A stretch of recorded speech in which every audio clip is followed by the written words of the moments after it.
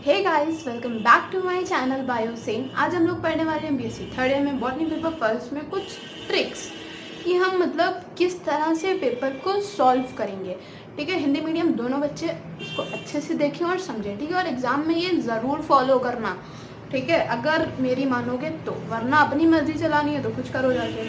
ठीक है, अब देखो, एक तो मैं ट्रिक ऑलरेडी अपलोड कर चुकी हूँ, स्पेशल वीडियो बना के मैंने अपलोड किया है। उसका क्या बोलते हैं, जो हमने इससे पहले यूनिट पढ़ी थी डोमेस्टिकेशन वाले का। ठीक है, उसको ज़रूर फॉलो करना। नहीं देखा है तो जाके देखो, वीडियो बड़ा है लेकिन इम्पॉर्टेंट भी उतना ही है। ठीक है, अब आज हम लोग पढ़ेंगे जो हमने अगली यूनिट पढ़ी थी कंजर्वेशन वाली, उस पर ट्रिक्स पढ़ेंगे कि अगर उसके क्वेश्चन आते हैं तो हम कैसे सॉल्व करेंगे। तो देखो, मैं ऑलरेडी बता चुकी हूँ कि जो लॉन्ग आता है वो 8 मार्क्स का आता है। ठीक है, 8 मार्क्स का क्वेश्चन अगर आपका कोई है तो उसमें आपको कम से कम 5 से 6 पेजेस भरने हैं एट एनी कॉस्ट, अगर आपको अच्छे नंबर चाहिए। और ये नहीं कि कहानी पूरी उसमें चाप दो, ऐसा नहीं है। उसमें मतलब आपको उसी से रिलेटेड लिखो यार, अच्छे से लिखोगे तो मतलब हो जाएगा, इतना टफ नहीं है अगर आपने पढ़ा हुआ है तो। और हाँ, और ट्राई करना कि मतलब अगर लॉन्ग है या शॉर्ट भी अगर है तो उसमें डायग्राम ज़रूर ऐड करना, क्योंकि जितने डायग्राम्स आप ऐड करोगे उतने अच्छे मार्क्स मिलेंगे। अब जैसे कि ये कंजर्वेशन वाला है, इसमें डायग्राम्स तो है ही नहीं तो कैसे डालोगे, लेकिन जो डोमेस्टिकेशन वाला है उसमें डायग्राम ज़रूर है, उसमें डालना, गूगल से देखना, बुक से देखना, डायग्राम्स आपको हर क्वेश्चन में मिलेंगे। ठीक है, नहीं कोई डायग्राम मिल रहा तो जैसे कि टर्मरिक है तो टर्मरिक का डायग्राम बना दो, जो भी प्लांट है उसका डायग्राम बना दो, कुछ उससे फ़र्क नहीं पड़ता है। लेकिन अब इसमें डायग्राम नहीं है तो इसमें डायग्राम नहीं है तो इसमें चार्ट बना दो। अब देखो, मैं समझाती हूँ आपको अच्छे से। अब जैसे कि क्वेश्चन पूछा गया है कि डिफाइन एक्स सीटू कंजर्वेशन, ये सिर्फ मैंने एग्जांपल लिया है, यहाँ पे कुछ भी हो सकता है, इन सीटू भी हो सकता है, सिर्फ कंजर्वेशन भी हो सकता है। तो अगर सिर्फ कंजर्वेशन होगा तो पूरा कंजर्वेशन, जितना मैंने इतने सारे वीडियोस बनाए सारे देखो, सब पढ़ो, पूरा लिखना।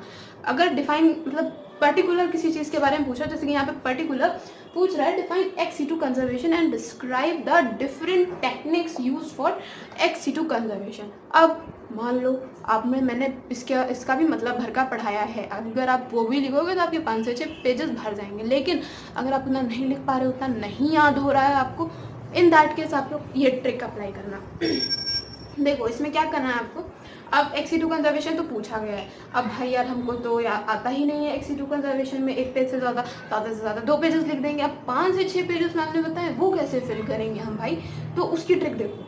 अब एक्सी टू कंजर्वेशन पूछा गया है तो हमारे सिलेबस का ही है, तो हमने जो पढ़ा है उसी से ही रिलेटेड। तो अब कंजर्वेशन पूछ रहा है तो क्या करो, फर्स्ट पेज पे कंजर्वेशन उड़ा दो, मतलब कंजर्वेशन क्या होता है, क्यों ज़रूरी है, ये सारी चीज़ें एक पेज पे इतना लिख लेना अपना। इतनी तो मतलब एबिलिटी होनी चाहिए आपकी, नहीं है तो अभी से लिख लिख के प्रैक्टिस करो ताकि एग्जाम में इजीली ये चीज़ कर सको।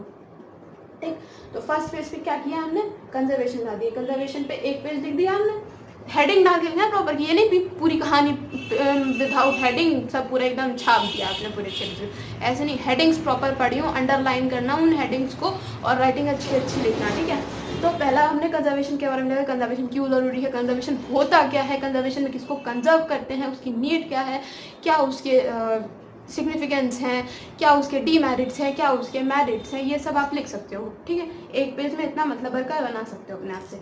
फिर अगले पेज पे उसकी स्ट्रेटेजी लिखो, कंजर्वेशन करना है अगर हमें, मैंने बताया पढ़ाया है कंजर्वेशन की स्ट्रेटेजीज, तो किस तरह से कंजर्वेशन कर सकते हैं। तो एक या 1.5 पेज इसमें भर सकते हो आराम से, इतना तो मैंने पढ़ाया ही है। ठीक, फिर आ गया टाइप्स ऑफ कंजर्वेशन, कंजर्वेशन कितने टाइप्स का होता है, in situ conservation, ex situ conservation, in situ conservation के अंदर कौन कौन आते हैं, एक्स सीटू कंजर्वेशन के अंदर क्या क्या आता है, तो एक पेज इसमें भर देना। फिर क्या करो कि एक पेज पे चार्ट बना दो कि हाँ एग्जामिनर करोगे कि हाँ इसने कुछ लिखा है, तो एक पेज पे, पूरे एक पेज पे चार्ट बनाना। अब आया एक्स सीटू कंजर्वेशन। अब एक्स सीटू कंजर्वेशन हमको पता है, हमने 2 पेजेस भर का तो पढ़ा ही है, इतना तो याद ही है, तो वो लिख देना। ठीक है, और ट्राई ना करना कि अब जैसे कि आपको 5 से 6 पेजेस भरने हैं तो दिमाग में कम से कम 7 पेजेस का मैटर रखना, क्योंकि वो आपका कम होता रहेगा, जैसे जैसे आप लिखोगे ना तो आधा भूल जाओगे, आधा टेंशन होगी कि जल्दी पेपर करना है तो आधा उसमें चला जाएगा।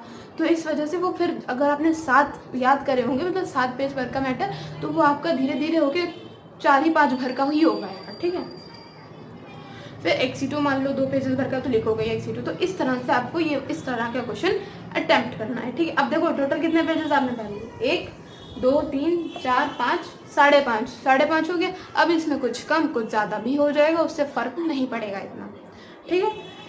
तो इस तरह का क्वेश्चन ऐसे अटेम्प्ट करना है। अगर मेरी ट्रिक अच्छी लग रही है तो वीडियो को लाइक ज़रूर करना और शेयर भी करना चैनल को। फिर अब जैसे कि पूछा जाता है बाकी लॉन्ग्स में एक ही तो आता नहीं है, काफ़ी सारे होते हैं, तो चॉइस वगैरह होती है। फिर देखो अब आया, अगर वेटलैंड पूछ रहा है, मैनग्रोव पूछ रहा है, नेशनल पार्क पूछ रहा है, सेंचुरी पूछ रहा है, कुछ भी पूछ रहा है, तो क्या करना है, कंजर्वेशन से रिलेटेड अगर कुछ भी पूछ रहा है तो पहले तो कंजर्वेशन उड़ा दो, ठीक है। अगर मान लो आपको वेटलैंड सिर्फ एक ही पेज बरकार है तो कंजर्वेशन 4-5 पेज का लिख देना। ये नहीं कि मैनग्रोव हमने वेटलैंड हमको एक ही कहा था तो हमने लॉन्ग पूरा एक ही पेज पे करके ख़त्म कर दिया, ऐसा बिल्कुल मत करना, ठीक है। नहीं आता है वेटलैंड एक पेज का आता है, एक पेज का लिखो, बस उतना ही लिखो काफ़ी है, लेकिन उससे पहले भी कुछ कंजर्वेशन ऐड कर दो क्योंकि वेटलैंड भी कंजर्वेशन से ही रिलेटेड है, ठीक। मैनग्रोव है तो उसमें भी कंजर्वेशन लिखो, कंजर्वेशन की क्या नीड है ये लिखो एक पेज पे, फिर मैनग्रोव लिखो। और मैंने इतना पढ़ाया है, आप लोगों को एटलीस्ट 2-3 पेजेस इस टॉपिक से रिलेटेड अगर आएगा तो आप लिख सकते हो आराम से, ठीक है।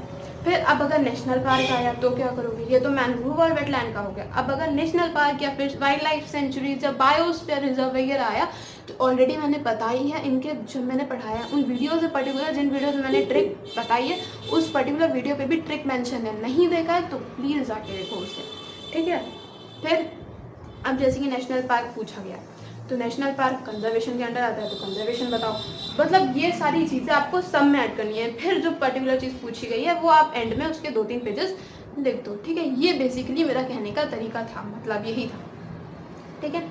तो इस तरह से अगर आप करोगे तो आपके पेजेस भी इजीली भर जाएंगे और आपको प्रॉब्लम भी नहीं फेस करनी पड़ेगी ज़्यादा। क्योंकि अब देखो यार, ये पूछा गया तो भी हमने वही सभी लिखा, ये पूछा गया तो भी हमने वही सभी लिखा, तो वही जो हमको एक्स्ट्रा ऐड करना है वो तो कॉमन ही है ना, तो वो ही पढ़ लो अच्छे से ताकि जो पूछा जाए उसमें वो कॉमन चीज़ आप लोग ऐड कर सको। बस वर्डिंग में डिफरेंस ले आना, ये नहीं कि जो इसमें लिखे हो वही इसमें धर दो लिख के, ऐसा मत करना, थोड़ा सा चेंजेस करना, ठीक है, ताकि एग्जामिनर को बेवकूफ़ बनाओ तो उसको पता ना चले कि आप उसको बेवकूफ़ बना रहे हो, ठीक है।